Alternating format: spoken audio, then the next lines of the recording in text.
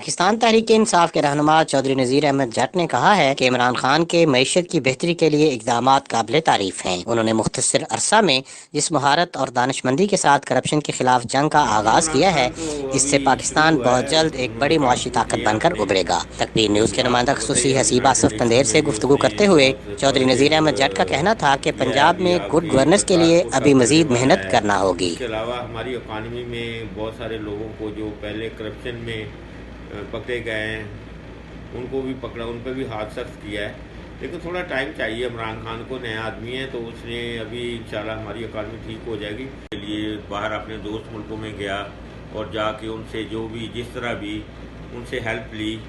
ابھی اکانومی کو ٹھیک کر رہے ہیں وہ، انہوں نے اپنی ٹیم میں کچھ چینجز کیے ہیں اور امید ہے کہ اور کچھ اچھے بندے آئیں گے۔ ان کے پاس اکثریت نہیں ہے کیونکہ وہ زیادہ ان کے ساتھ جو ان کے ساتھی ہیں دوسری پارٹیوں سے، اگر ان کو 2/3 اکثریت نواز کی طرف ہوتی تو آج حالات کچھ اور ہوتے۔ تو پنجاب میں ابھی اتنا وہ پچھلا سال اسی طرح گزر گیا ہے۔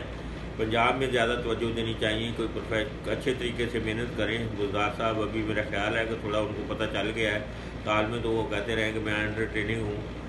تو ابھی دیکھ لیں آپ، دھرنے والے نہیں چھوڑ رہے پیچھا، وہ جس سے فرق تو پڑتا ہے، اربوں کا نقصان ہوا ہے، لیکن دیکھیں اب اکانومی ابھی اوپر جا رہی ہے۔ جس حد تک آپ دیکھ لیں، میں دیکھتا رہتا ہوں ورلڈ بینک کی باہر کی رپورٹیں، تو ہم بہتری کی طرف جا رہے ہیں۔ لیکیج بند ہوئی ہے، ایڈمنسٹریشن جو ہے وہ ابھی تک صحیح نہیں ہوئی۔ ایڈمنسٹریشن پورے پنجاب میں بالکل ٹھیک کام نہیں ہو رہا ہے، کرپشن ابھی تک نہیں رکی اور مہنگائی بہت ہے۔